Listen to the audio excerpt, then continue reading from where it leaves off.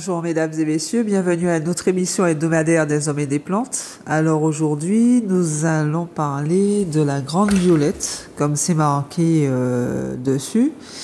C'est vrai que vous devez vous poser la question. Alors c'est une plante bien de chez nous qu'on trouve encore parce que en ce qui me concerne, c'est certaines personnes qui étaient venues me voir et qui m'ont parlé de cette plante qu'ils ont dans leur jardin. Donc c'est une plante qui est sauvage.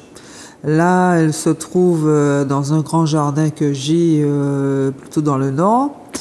Et au fait, dans ce jardin, alors là, elle fait à peu près plus de 70 cm de hauteur.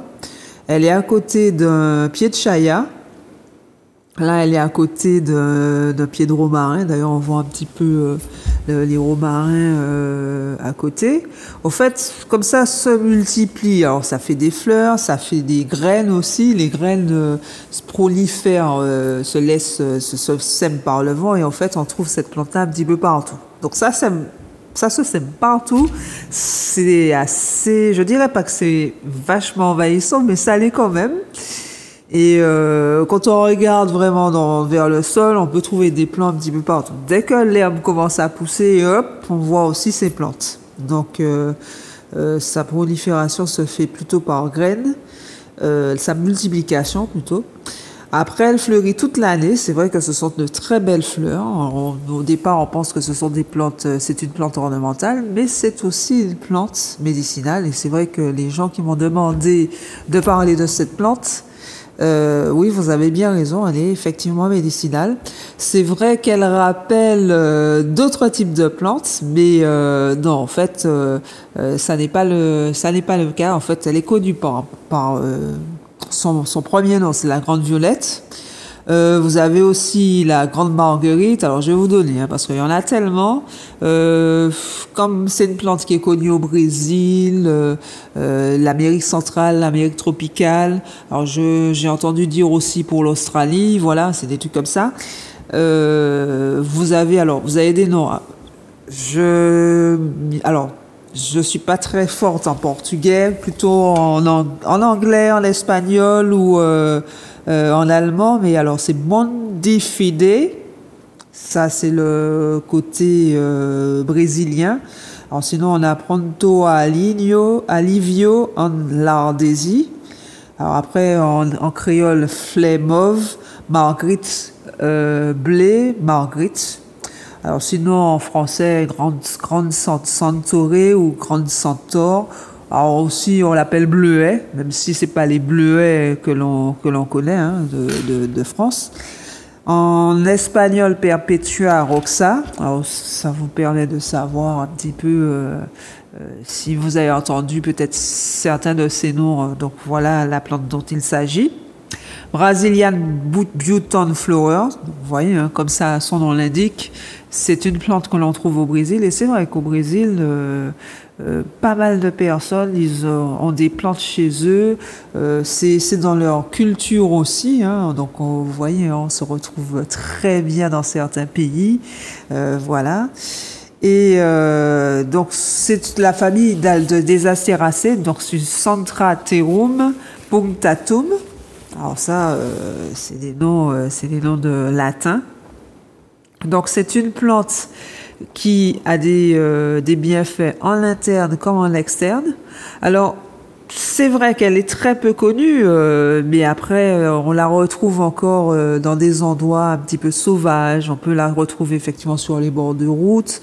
Je sais aussi que alors c'est vrai que je me demande, est-ce que les plantes ne s'attirent pas entre elles? Alors c'est vrai qu'à Chelcher aussi, tout autour de Santé Nature TPI, nous en avons aussi. Alors ça prolifère aussi partout. Alors en plus de ça, comme ça fait de très jolies fleurs, comme vous pouvez le constater.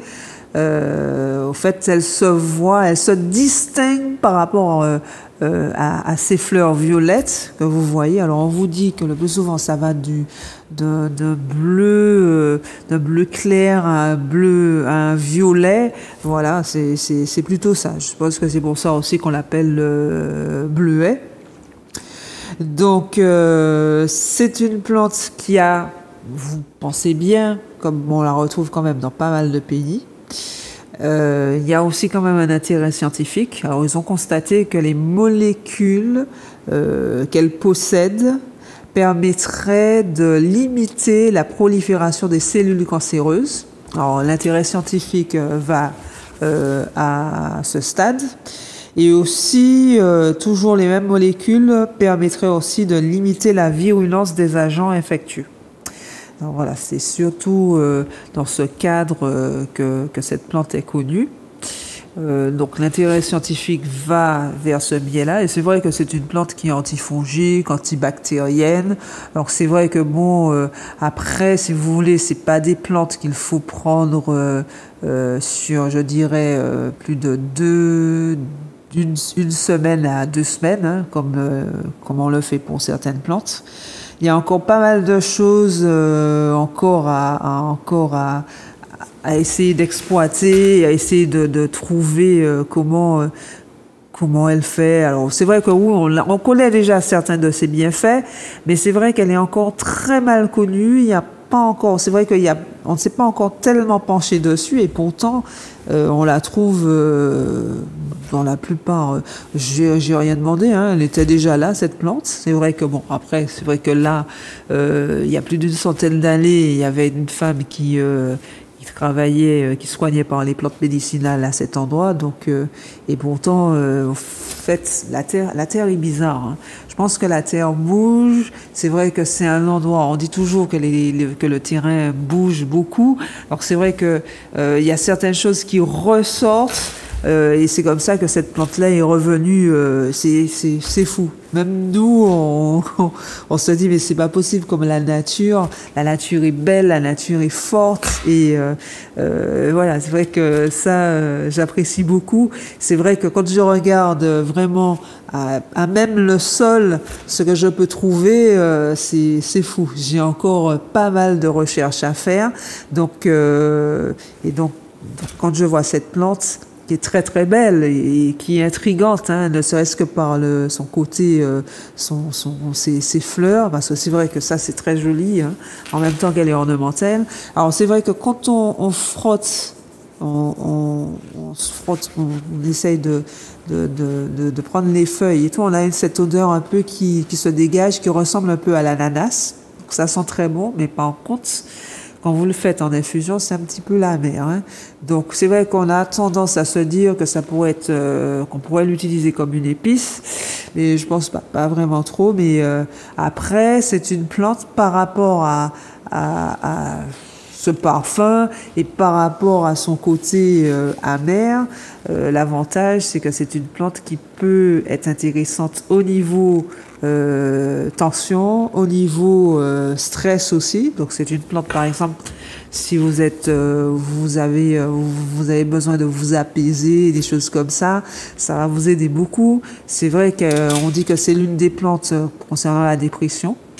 Mais je vous conseillerais quand même de la prendre sur 3-4 jours, pas plus. Le dosage, alors c'est vrai que au niveau culturel, on pourrait aller jusqu'à, alors on vous dit que vous pouvez aller jusqu'à 30 grammes par litre, mais ça, je préfère que ce soit en externe, et je vous expliquerai pourquoi en externe tout à l'heure. Je préférerais que vous puissiez, alors je préférerais à ce moment-là en interne que vous prendrez, oh là là, aujourd'hui c'est pas ça, que vous prendrez de 3 grammes à 5 grammes dans l'équivalent d'un bol d'eau. Donc vous me faites ça avec par exemple du desmodium, parce qu'on a remarqué effectivement qu'elle agit sur le foie, hein. Elle permet, alors je sais qu'il y a des gens qui aiment qu'on leur parle de nettoyage, de purge, des choses comme ça. Je pense que d'ailleurs cette plante a dû être utilisée à une certaine époque pour ça aussi, surtout que bon, elle devait être beaucoup plus présente que maintenant, parce que c'est très rare que les gens m'en parlent. Il y en a quand même encore, parce que c'est vrai que à côté de certaines habitations qui sont là depuis très très longtemps, on la trouve encore. mais c'est vrai qu'elle devient de plus en plus rare et c'est dommage parce que c'est vrai que c'est une très très belle plante. Elle est ornementale et en même temps, elle prodigue pas mal de choses, hein. Donc c'est vrai que quand on sent qu'on a on a peut-être des vers, des choses comme ça, c'est des plantes que l'on peut prendre aussi pour ça. Si on a des maux d'estomac, pour la digestion qui est difficile aussi, c'est des plantes qui se prennent aussi après chaque repas. Donc une petite tisane, hein, donc quelques feuilles, hein, 2-3 feuilles par exemple. Alors en fait, ce sont les parties aériennes, hein, les feuilles, les tiges, les fleurs qui peuvent être utilisées. Les fleurs aussi, hein, peuvent être utilisées en infusion. Voilà, comme ça fait très joli, hein. Vous voyez que c'est pas que la Clitoria ternatea que l'on peut utiliser, mais c'est vrai que une fleur déjà, alors c'est vrai qu'on a plus envie, je vous dirais, plus envie de la déshydrater légèrement. Après, si vous êtes pressé, vous allez décocter, c'est-à-dire que vous allez laisser bouillir plus de 5 minutes, on va dire. Après, vous allez rajouter un petit peu d'eau et tout. Vous pouvez rajouter avec ceci, alors chez nous, on aurait on aurait tendance à vous dire la chicoée anisée, le desmodium, qui est le trèfle rampant. Vous pouvez prendre des plantes, alors on a déjà parlé de la passiflore, 1 ou 2 feuilles, légèrement déshydratées, si possible. Alors, vous pouvez mettre aussi au soleil, hein, voilà, avant effectivement de commencer votre infusion. Après, vous avez, qu'est-ce que vous avez dans votre jardin? Ça dépend effectivement de ce que vous avez dans votre jardin. Il y a des gens, je sais maintenant, qui peuvent avoir de l'herbe rêveuse. Pourquoi pas? Alors là, c'est encore mieux. Mais attention, hein, si vous ne supportez pas trop la mer, bon, si vous êtes par exemple pas diabétique, vous pouvez sucrer au miel. C'est génial et c'est sympa, c'est assez sympa. Si vous avez des remontées acides, des trucs comme ça, vous rajoutez une petite pincée de bicarbonate. Alors, le plus souvent, je dis 1/4 d'une cuillère à café de bicarbonate. Donc ça, ce serait à prendre après chaque repas. Si vous vous sentez ballonné, ça va bien vous aider, hein, cette petite préparation. C'est vrai que c'est pas mal pour les ballonnements. On revient encore, puisque bon, c'est vrai qu'il y a l'intérêt scientifique, mais avant tout ça, déjà, nos grands-parents avaient déjà constaté que c'était une plante qui était extraordinaire, hein. Et pour les parasites intestinaux, donc moi j'ai parlé des vers, mais quoi qu'il en soit, si vous pensez que vous avez quelque chose de cette façon, si vous n'avez pas encore le temps de voir le médecin et tout le reste, c'est vrai que c'est quelque chose que vous pouvez prendre. Alors, s'il vous plaît, pas beaucoup.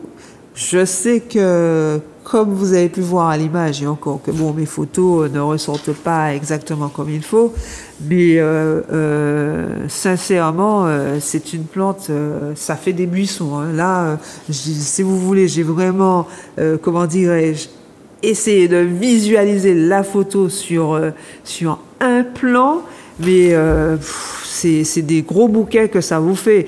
Et en plus de ça, ça colonise tout un endroit. Regardez, là, on a l'impression, ça fait exactement comme une liane. Ça va dans le chaya. Et je peux vous dire que le chaya qui a là, derrière, il est déjà quand même assez haut, hein. Donc, mais ça va jusqu'à 70 cm. Alors, certains, j'ai regardé, parce que quand même, je vérifie quand même par rapport à ce que je connais déjà, les informations à droite à gauche. Bon, c'est vrai qu'on vous dit jusqu'à 40 cm, mais là, je peux vous dire que ça, elle est assez haute, hein. Elle est assez haute, et puis, non, ça fait exactement comme la liane, hein. Ça monte et tout. Après, ça descend, ça fait son petit chemin.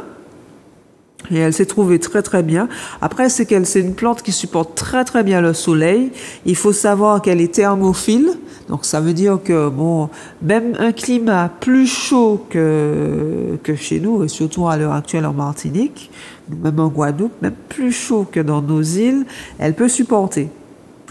Et elle supporte aussi des climats froids, hiver, où il y a l'hiver. Donc ça veut dire qu'au fait, elle est, alors, j'ai noté le mot, hein, parce que je ne suis pas obligée de connaître tous les mots complètement, hémicrytophyte.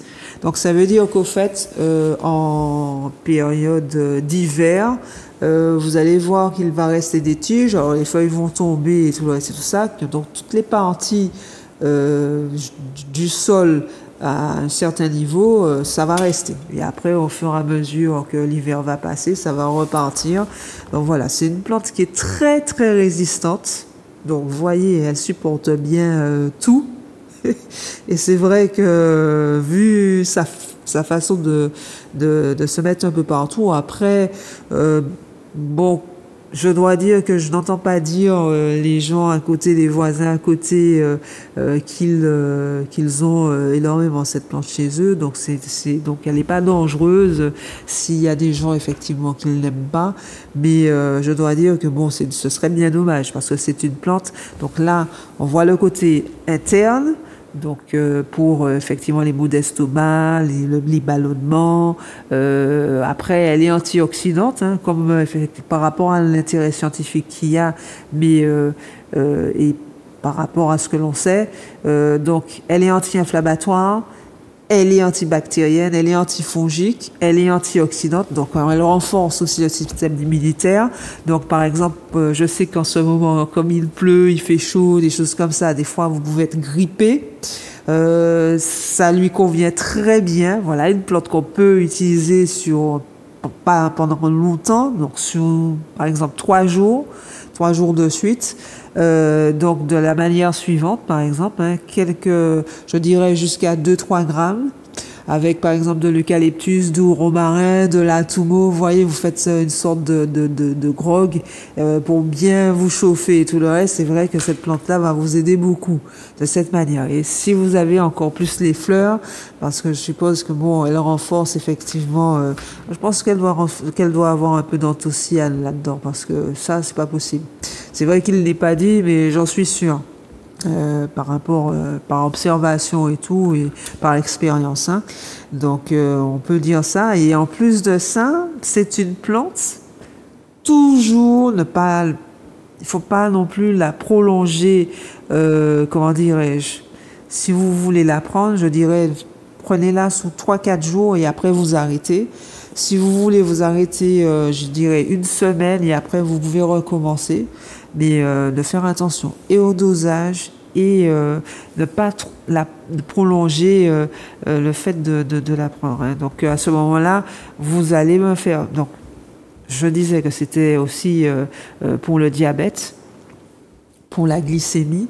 C'est une des plantes que vous pouvez prendre. Donc pendant 3-4 jours, par exemple, vous pouvez prendre ça avec de la griffe du chat, avec du sureau, on en avait déjà parlé.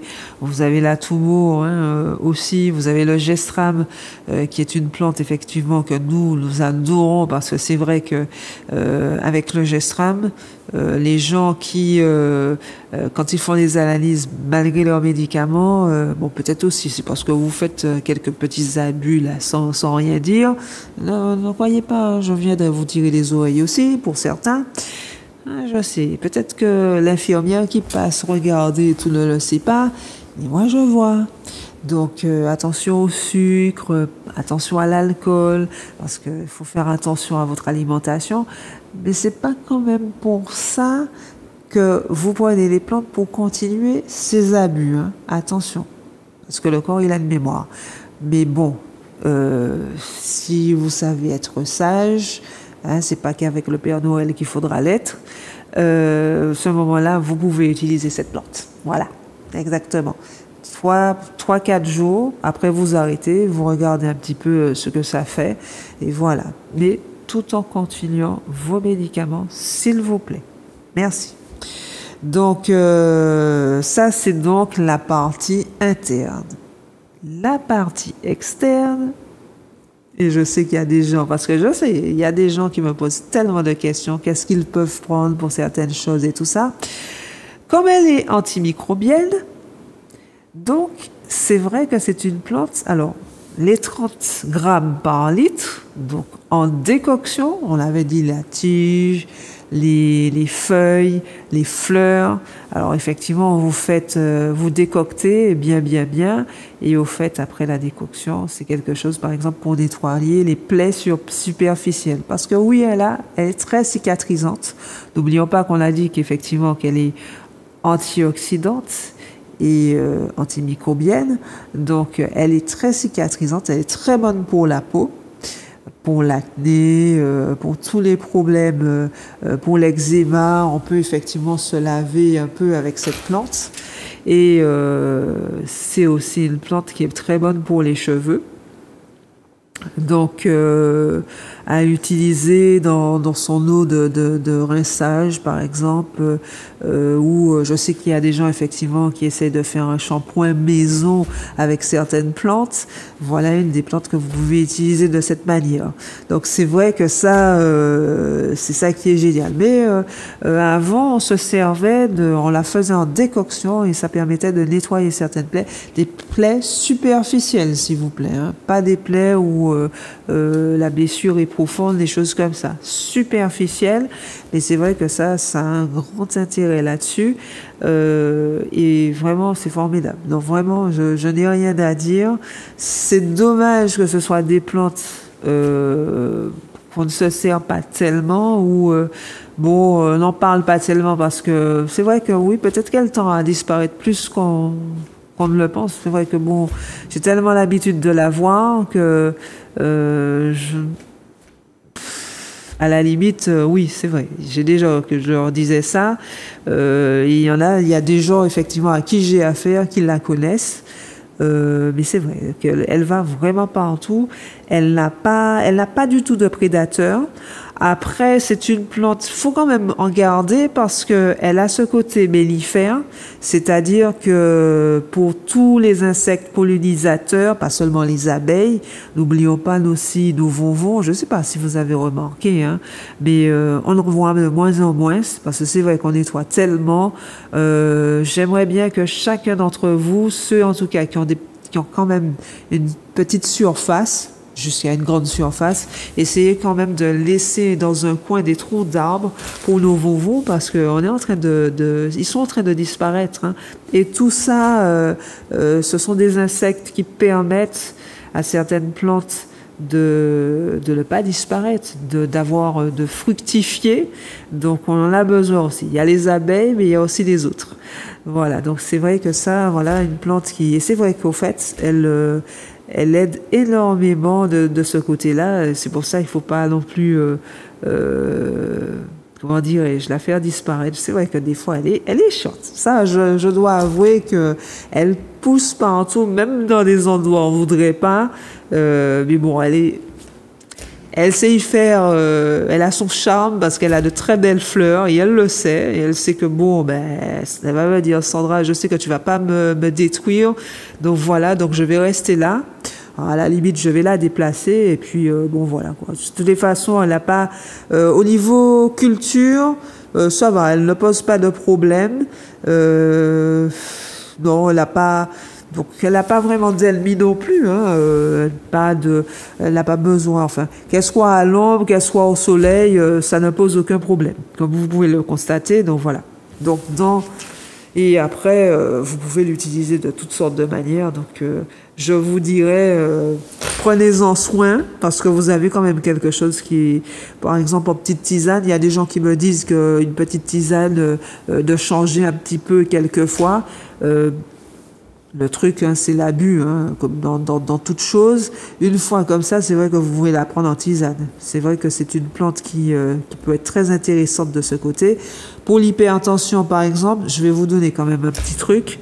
Donc, vous allez prendre quelques feuilles, je dirais jusqu'à 2 grammes, avec des feuilles d'olivier, toujours 2 grammes.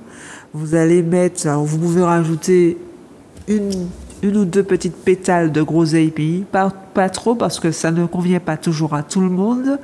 Vous pouvez prendre de l'herbe rêveuse. Vous allez me prendre aussi une ou deux feuilles de doliprane. Voilà, des trucs comme ça. Vous allez faire ça en décoction. Vous allez légèrement décocter, c'est-à-dire que vous allez laisser bouillir plus de 4 minutes. Vous laissez après macérer légèrement et voilà, vous faites quelque chose que vous voulez prendre. Alors, ou bien en infusion, ou bien vous avez le temps, vous mettez, alors vous, bien sûr, vous filtrez tout le reste hein, après, et vous mettez dans 1 litre d'eau que vous allez boire dans la journée. Et c'est vrai que ça aide à, comment dirais-je, à faire en sorte que la tension, non seulement elle baisse, si vous avez vous faites un petit peu de tension, et avec l'olivier, ça permettra à cette tension d'être équilibrée. Voilà un truc qui peut être intéressant à faire et qui ne donne pas de mal. Donc voilà, en fait, la plante d'aujourd'hui qu'il faut pas utiliser. Alors c'est vrai que des fois, j'ai l'habitude de vous donner des plantes que vous pouvez utiliser sur 1, 2, 3 semaines. Là, je vous dirais un peu moins. Faites attention au dosage. Alors, en externe, c'est pas mal, hein. Ça peut aller jusqu'à 30 grammes pour nettoyer les plaies. C'est une plante, comme vous pouvez le constater, qui peut agir, que vous pouvez prendre en externe pour la peau, pour les cheveux, pour mettre dans vos soins capillaires.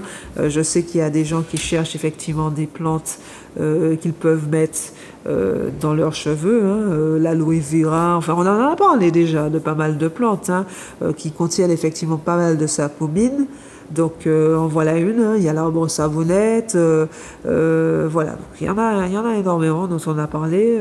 Vous regardez un petit peu sur YouTube, Zouk TV, des hommes et des plantes, et vous allez trouver tout ça. Moins qu'un jour je fasse effectivement une récupération de toutes les données, et de vous donner effectivement toutes les plantes qu'on a vues déjà. Que l'on peut utiliser pour les cheveux et la peau, mais vous avez constaté que toutes les plantes qui sont bonnes pour la peau sont bonnes pour les cheveux, comme la Centella asiatica, la Palmarosa aussi. Et le bois de l'orme, tiens. Voilà, donc c'est vrai que ça, il y a plein de choses à faire.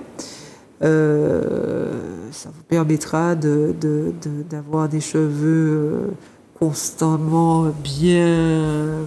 Enfin, comment dirais-je, d'éviter la chute des cheveux, d'avoir un cheveu très solide, même pour les gens hein, qui continuent à faire des défrisages. Alors effectivement, quand vous prenez des trucs comme ça, faites-le en dehors du défrisage, puisque c'est vrai que les plantes vont solidifier le cheveu. Donc du coup, pour ne pas avoir à refaire un défrisage et tout là-dessus, ou un wave, donc faites-le loin de là. Et puis après, comme ça, vous repassez votre truc et tout. Mais c'est vrai que ce sont de très très bonnes plantes. Hein. Et ça, vous faites ça sous forme de... Alors, c'est quelque chose que vous allez faire sur 2-3 jours, vous arrêtez, vous allez recommencer et tout. Hein. Donc en interne comme en externe, voilà. Donc c'est la grande violette. Il y a d'autres noms encore, hein. Je vous ai pas donné tous les noms. Il y a le bouton brésilien, il y a le pineapple sangria, voilà, j'ai encore un tas de trucs.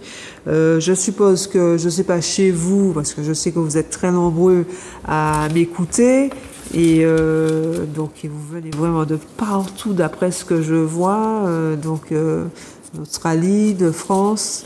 Donc c'est vrai que j'ai pas mal de personnes qui sont de passage et qui, en voyant l'émission, qui viennent me voir, et je vous en remercie.